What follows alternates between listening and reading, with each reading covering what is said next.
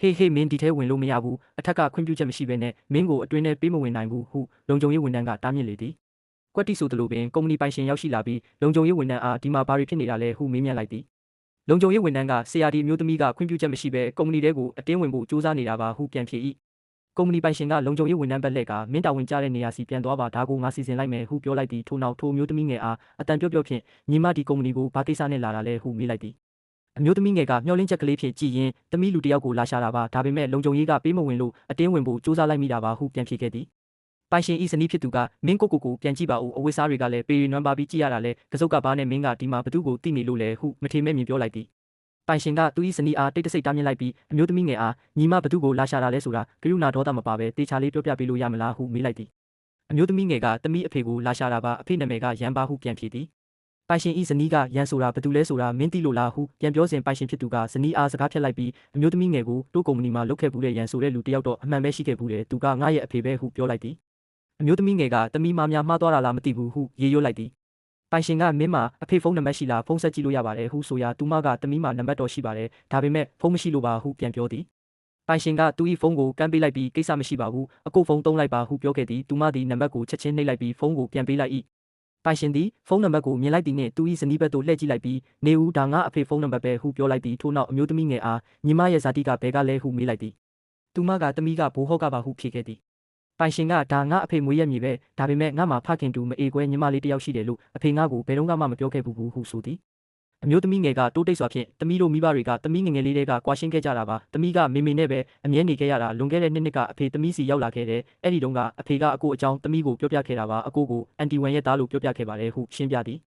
ပိုင်ရှင်ကပြုံးလိုက်ပြီးဒါဆိုရင်တော့မင်းကငါရဲ့ညီမလေးအစ်စ်ပဲပေါ့ဒါပေမဲ့ဝမ်းနေစရာကောင်းတာကငါတို့အဖေလွန်ခဲ့တဲ့နှစ်ကဆုံးသွားပြီးညီမလေးရဲ့ဟုပြောလိုက်ရာအမျိုးသမီးငယ်မှာရှက်ခနဲငိုကြွေးလေတော့သည်ဘာရဲ့အဖေဆုံးသွားပြီဟုတ်လားဒါဘလို့ဖြစ်လို့ဒီလောက်ရုတ်တရက်ကြီးဖြစ်သွားရတာလဲလွန်ခဲ့တဲ့နှစ်တုန်းကတင်သမီးစီရောက်လာခဲ့သေးတာလေပိုင်ရှင်ကအဖေကငယ်စဉ်ကတည်းကပင်ပန်းအလုပ်လုပ်ခဲ့ရတော့ကျန်းမာရေးထိခိုက်ခဲ့ရတာပါယောဂမျိုးစုံဝင်လာပြီးတနေ့မှတော့စိုးရိမ်ရတဲ့အခြေအနေရောက်သွားကဆုံးပါသွားခဲ့တာပါပဲစိတ်မပူပါနဲ့အကိုကိုမင်းအတွက်ဘာကူညီပေးရမလဲဆိုတာပြောပါဟုပြန်ဖြေခဲ့သည်အမျိုးသမီးငယ်သည်စာရွက်စာတမ်းအချို့ကိုထုတ်ယူလိုက်ပြီးအကိုကြီးသမီးတက္ကသိုလ်တက်ခွင့်ရခဲ့ပါတယ်ဒါပေမဲ့သမီးတို့မိသားစုအဆင်မပြေလို့ပါကျောင်းလက်ခကပမာဏအရမ်းများနေတာနဲ့အဖေစီကပတ်စံအချို့ခိတက်ချေးဖို့လာခဲ့တာပါဟုဆိုသည်ဒါကိုကြားလိုက်ရတော့အခါပိုင်ရှင်မတိတ်ဆိတ်သွားခဲ့သည်အမျိုးသမီးငယ်ကဆက်လက်၍စိတ်မပူပါနဲ့အကိုသမီးအကိုစီကပတ်စံတောင်းမှာမဟုတ်ပါဘူးအခြားကိစ္စမရှိတော့ရင်သမီးပြန်ပါတော့မယ်ဟုပြောလေသည်ပိုင်ရှင်ကသူမကိုချက်ချင်းတားဆီးလိုက်ပြီးဟေ့ညီမလေးခဏဆောင်ပါဦးမင်းစိတ်တက်ကအဖေတိုင်းအချို့အစွတ်ပါပဲလားပြောပါဦးမင်းရဲ့ကျောင်းလက်ခကဘယ်လောက်ကြာလို့လဲဟုမေးသည်သူမကပြုံးလိုက်ပြီးအကိုရွံ1000ပဲကြာတာပါဟုပြန်ဖြေ၏ပိုင်ရှင်ကပြုံးလျက်ရွံ1000ဆိုတာမင်းရဲ့ကျောင်းလက်ခပဲရှိသေးတာလေစာတင်နှစ်တစ်နှစ်စာအတွက်မင်းရဲ့စားစရိတ်နဲ့နေထိုင်စရိတ်ကိုဘယ်လိုလုပ်မလဲဟုပြောကသူ၏အိတ်ကက်ထဲမှလှုပ်ကက်တစ်ခုကိုထုတ်ယူလိုက်သည်ဒီကက်ထဲမှရွံ100တူညရှိတယ်ယူထားလိုက်ပါနောက်ထပ်လိုအပ်တာရှိရင်လည်းအကိုကိုအာမနာပဲပြောပါဟုပြောလိုက်သည်ပိုင်ရှင်ဤဇနီးကအထင်ကက်ကိုလူယူလိုက်ပြီးဒီကက်ထဲမှာရွံ3သိန်းတောင်ရှိနေတာကိုဒီကောင်မလေးကိုပေးမယ်ဟုတ်လားသူ့ကိုပြန်ကြည့်ပါဦးအဝိစားကလည်းပေးရင်နွမ်းပါပြီးအနံ့ကလည်းဆိုးလာကြီးရဲ့ဒီလိုသူတောင်းစားမျိုးကိုငါဘယ်တော့မှလက်မခံနိုင်ဘူးဟုအော်ဟစ်လိုက်သည်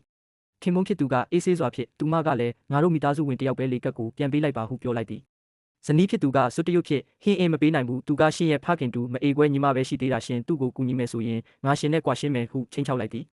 အမျိုးသမီးငယ်ကသမီးကြောင့်မငင်းကြပါနဲ့တော့သမီးပြန်ပါတော့မယ်ဟုဆိုသည်ပိုင်ရှင်ကသူ၏ဇနီးအားစိုက်ကြည့်လိုက်ပြီးမင်းဒီလောက်အထိအတ္တကြီးပြီးမတရားလောဘကြီးလိုက်မယ်လို့ငါလုံးဝထင်မထားခဲ့ဘူးဒီနေ့တော့ငါညီမလေးဘက်ကရက်တီပြီးဒီရင်ကက်ကိုသူ့ကိုပေးမှာပဲဟုပြောလိုက်၏ထို့နောက်ညီမဖြစ်သူပဲ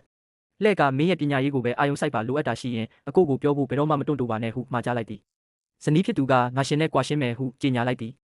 ညီမဖြစ်သူကသမီးဒီကိုလုံးဝမလာခဲ့တင်ဘူးထင်တယ်ဟုရေရွတ်လိုက်ရာညီဖြစ်သူအကိုကပြုံးလိုက်ပြီးဘာမှစိတ်မပူပါနဲ့ညီမလေးရဲ့ဟုပြန်ဖြေလိုက်လေသည်